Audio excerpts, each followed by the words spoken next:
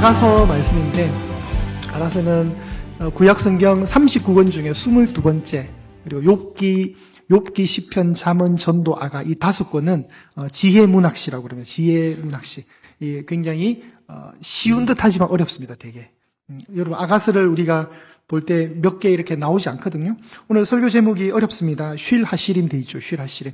우리 쉴 하시림은 우리 찬양위원회의 금요 찬양팀 이름을 제가 쉴 하시림으로 정했습니다. 이름이 어려워서 이 뭐냐 이러는데 쉴 하시림이 히브리 성경 아가스의 원래 이름입니다. 쉴 하시림. 노래 중에 노래. 노래들 중에 노래입니다. 노래들 중에 노래. 그러니 맑을 아자, 아름다울 아자, 노래 가자. 아름다운 노래란 뜻이죠. 그럼 어떤 아름다운 노래인가? 이제 이것을 좀 봐야 되겠죠. 히브리인들은 명절에 오축이라고 해서 5개의 성경책을 읽습니다. 5권의 성경책을 읽는데 그 오축 중에 하나가 이제 두루마리라서 오축이라 그러거든요. 6월절에는 아가스를 읽습니다. 6월절. 하나님의 사랑과 구속의 은혜를 감사하고 룻기는 7절에 읽고요.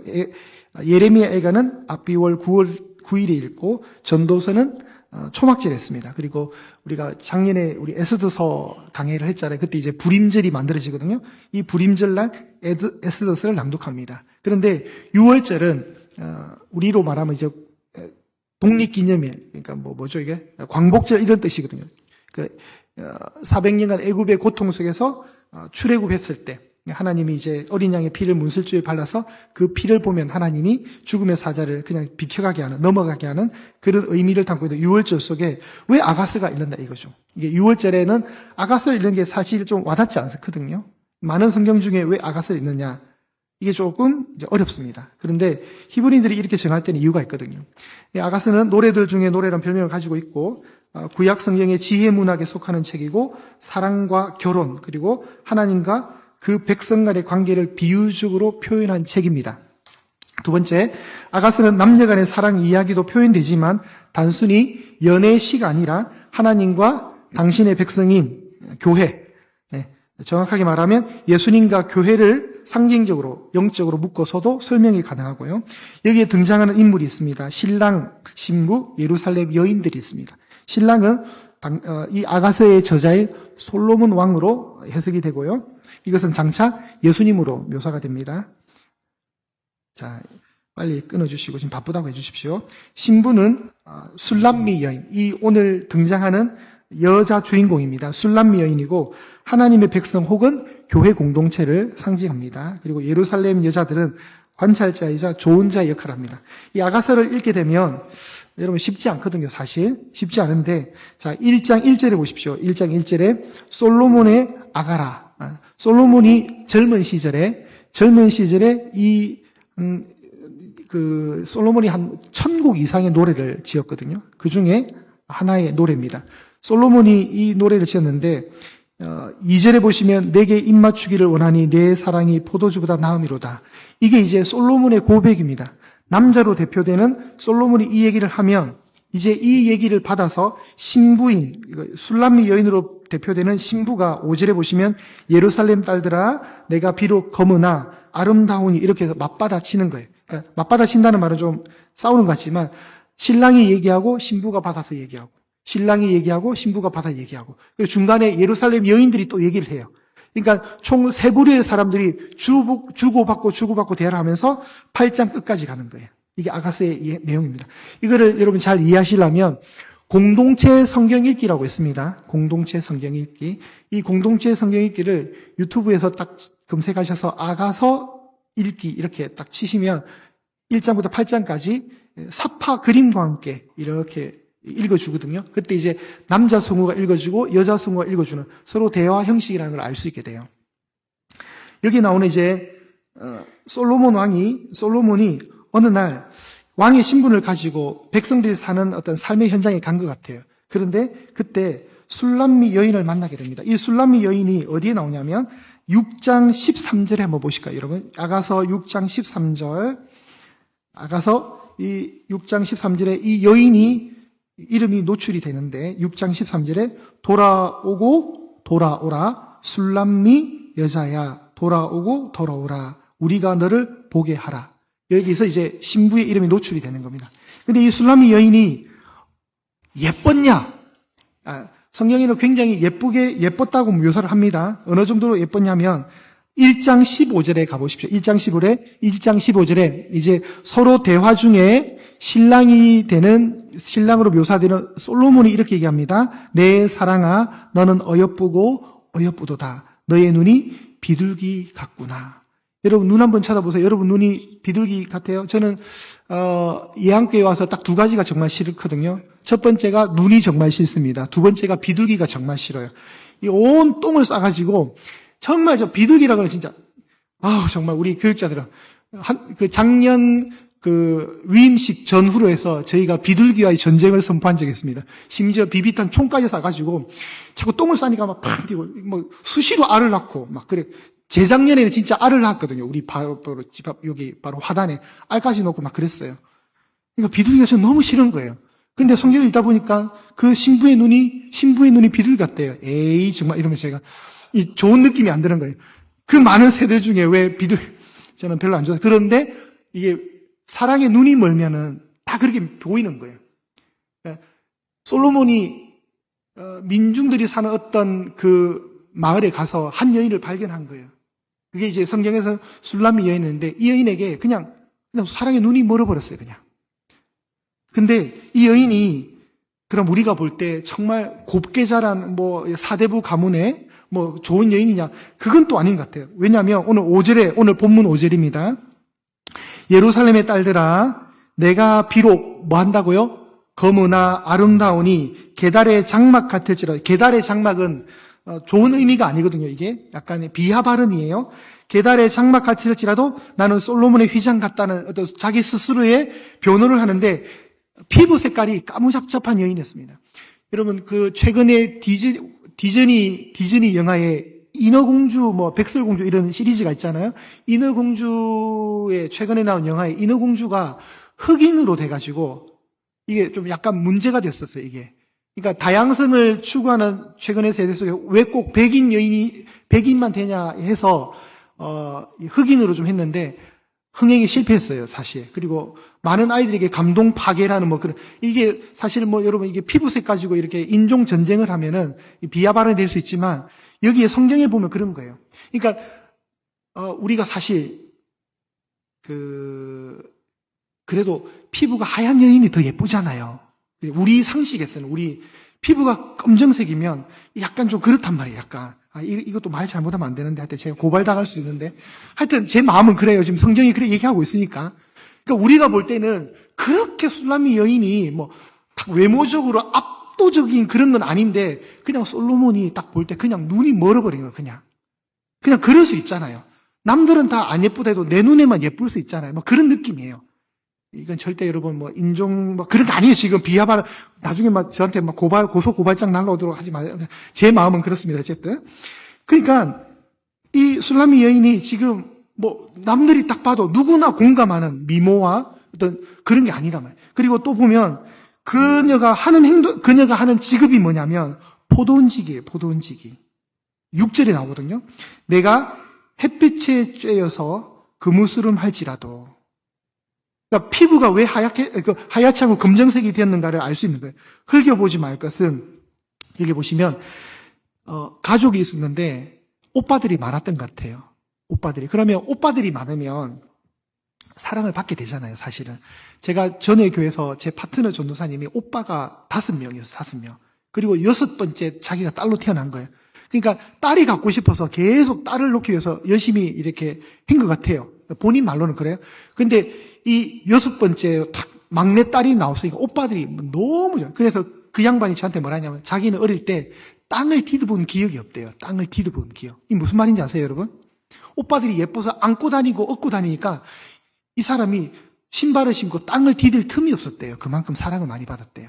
그런데 오늘 성경에는 어떻게 표현되냐면 내 어머니의 아들들. 그러니까 이게 오빠들한테 사랑을 못 받은 거예요. 내 어머니의 아들들. 이게 보니까 약간 이 술람미 여인은 뭔가 좀 첩의 딸 정도 이렇게 표현하는 게 맞는 거 모르겠네. 근데 그런 뉘앙스예요, 지금. 내 어머니의 딸들. 그러니까 얼마나 미움을 받았으면 야, 너 나가서 포도원이나 가꾸고 있어. 그러니까 그 포도원에 가서 맨날 뜨거운 태양 햇빛에 쬐서 얼굴이 새카말 정도로 그렇게 가냐. 이 사랑을 못 받은 거예요, 이게. 사랑을 못 받고 있는 그런 상황 속에 있다가 갑자기 솔로몬 왕이 이 술람미 여인을 보고 이게 뿅 간 거예요, 지금. 그러니까 이거는 여러분 지극히 상식적이지는 않습니다만은 우리가 남녀 간의 사랑을 어떻게 단정짓고 평가를 하겠습니까? 그죠? 그러다 보니까 우리가 알 수 없는 그 무언가가 있었던 것 같아요.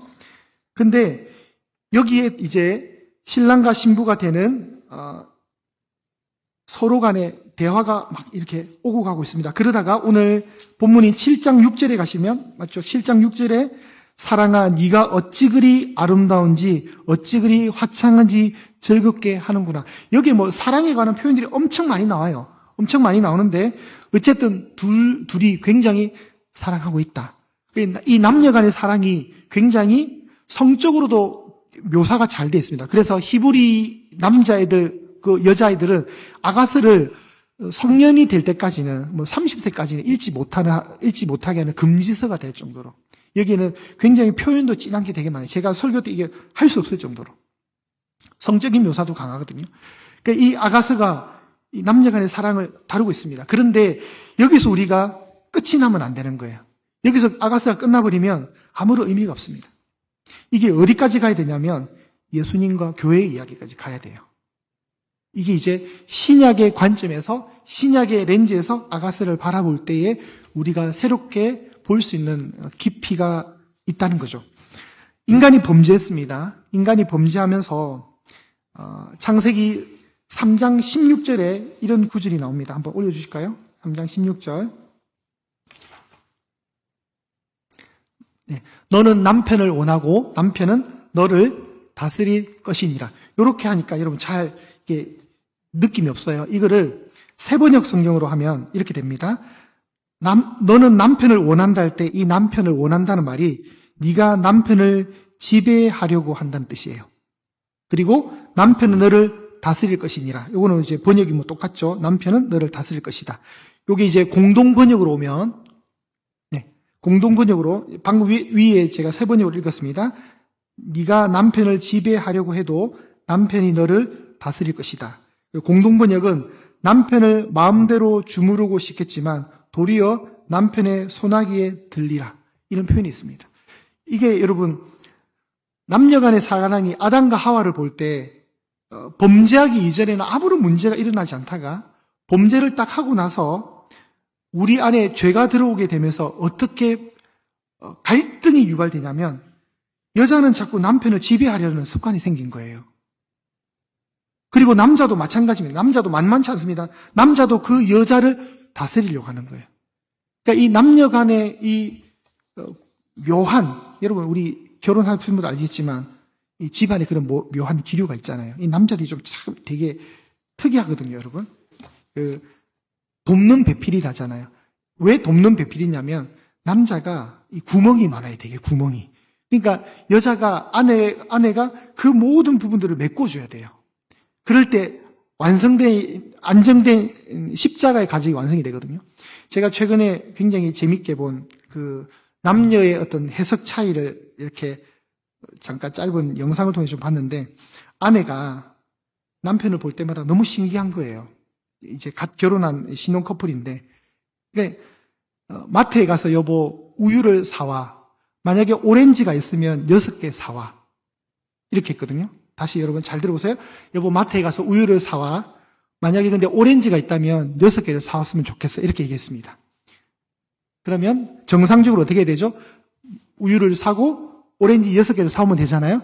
근데 남자들은 이걸 어떻게 해석하냐면 여보 마트에 가니까 오렌지가 있었어. 그래서 우유를 6개 사왔어요. 그러니까 6개의 우유를 사오는 거예요. 이게 지금 아침에 오락가락 하시죠? 잘 들어보세요. 여보 마트에 가서 우유를 사와. 만약에 오렌지가 있으면 6개를 사와. 그러니까 남자는 딱 갔는데 마트에 우유를 사러 갔습니다. 오렌지가 있는 거예요.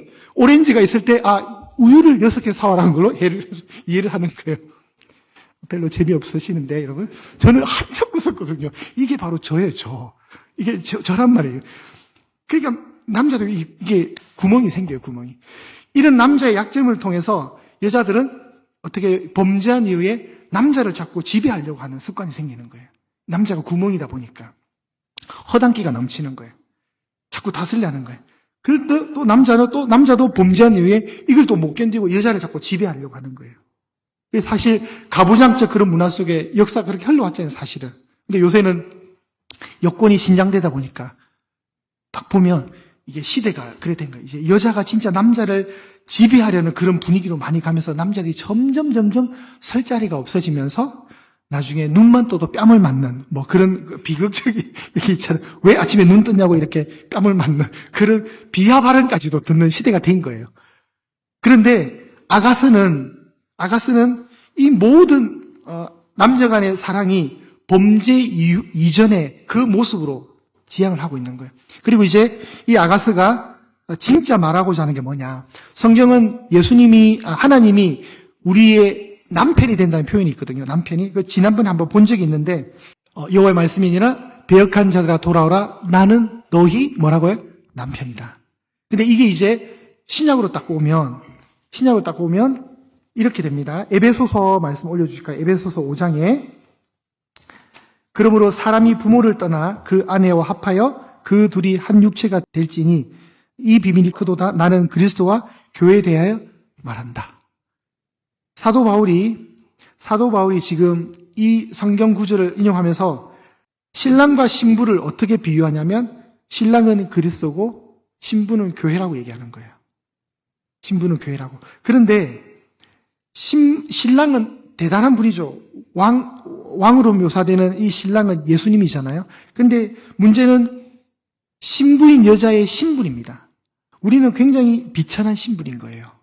마치 술람미 여인처럼. 술람미 여인이 외적으로 볼 때는 하나도 이게 뭐 아름다운 요건이 없단 말이죠. 가정 배경이라든가 외모라든가 이런 게. 근데 눈먼 사랑으로 인해서 솔로몬 왕의 눈먼 사랑으로 인해서 엄청난 묘사들이 막 일어나는 거거든요. 네가 너무 예쁘다는 거, 아름답다는 거예요. 그게 막 8장까지 아가스에 다 담겨 있는 거예요.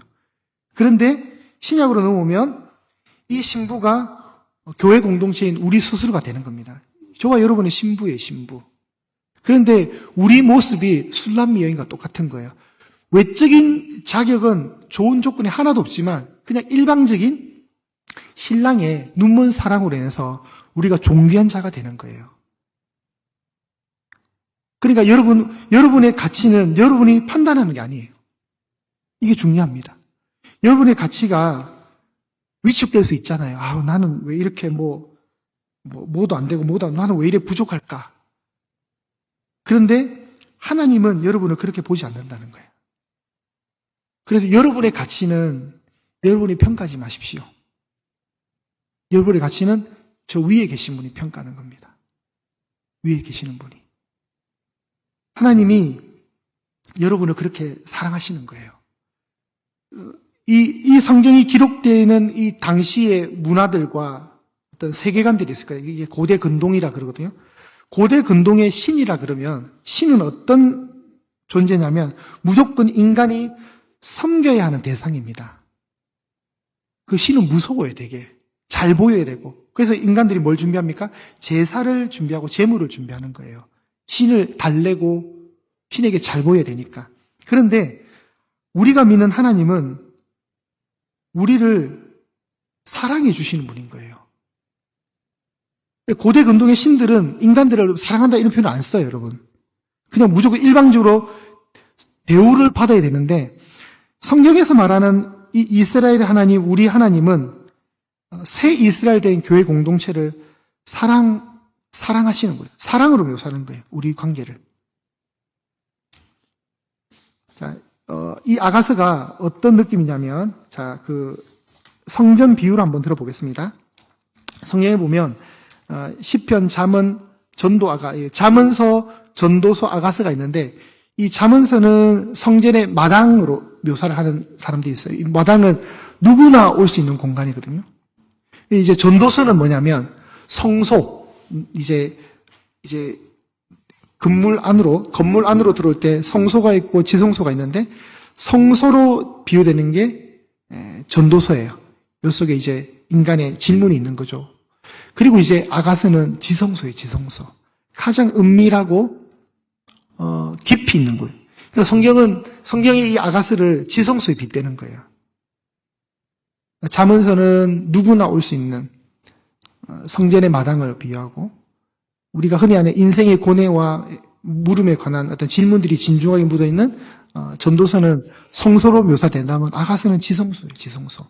그만큼 아가스가 우리가 읽을 때는 되게 그냥 뭐 남녀 간의 사랑이 언급되는 것 같지만, 이 속에서 하나님이 우리를 어떻게 사랑하시는지, 그러니까 여기에 묘사되는 많은 아름다운 표현들이 전부 다 우리를 향하는 신랑의 마음인 거예요. 신랑의 마음, 하나님 마음인 거예요. 그러니까 여러분 오늘 뭐 언제 읽게 될지 모르겠지만 아가서라는 이 성경책을 읽을 때마다 자부심이 생기셔야 돼요. 와, 하나님이 정말 보잘것없는 난데, 정말 하나도 자랑할 것 없고 내세울 것 없는 나를 이렇게 봐주시는가. 그 감격이 오셔야 돼요. 그 감격이. 다시 여러분 오늘 본문 한번 읽어보겠습니다. 오늘 본문 1장 5절입니다. 1장 5절. 1장 5절 우리 다시 한번 합독해 보겠습니다. 이게 우리의 자존감이 되셔야 됩니다. 시작. 예루살렘 딸들아, 내가 비록 검으나 아름다우니 게달의 장막 같을지라도 솔로몬의 휘장과도 같구나. 자, 아울러서 이것도 한번 읽어볼까요? 1장 15절. 1장 15절. 하나님이 여러분을 이렇게 평가하십니다. 시작. 내 사랑아, 너는 어여쁘고 어여쁘도다. 내 눈이 비둘기 같구나. 이게 누구라고요? 하나님이 여러분을 이렇게 평가해 주시는 거예요, 여러분. 자, 7장 6절, 오늘 본문인 7장 6절, 시작. 사랑아, 네가 어찌 그리 아름다운지, 어찌 그리 화창한지 즐겁게 하는구나. 이게 뭐라고요? 하나님이 여러분을 이렇게 보시는 거예요. 표정들 하나도 기뻐하는 표정이 아닌데, 이렇게 존귀하게 보는. 그러니, 나의 가치는 누가 정한다고요? 하나님이 정하시는 거예요, 하나님이. 하나님 정하시고, 세상이 규정한 가치가 있거든요. 외모라든가, 능력이라든가, 뭐, 성공의 어떤 유무. 근데 이거는 하나도 의미가 없고, 우리 스스로를 때로는 부정적으로 보는 습관이 듭니다. 그죠? 나를 자꾸 스스로 이거밖에 안 되나 생각할 때, 하나님이 사랑하는 존재의 가치, 여러분 안에 있는 그 자존감, 하나님이 나를 보는 그 눈빛, 그런 자존감이 다시 회복되시기를 축복합니다. 진짜 여러분 기죽지 마십시오. 여러분이 정말 존귀한 존재. 존귀한 존재. 그러니 하나님의 시선을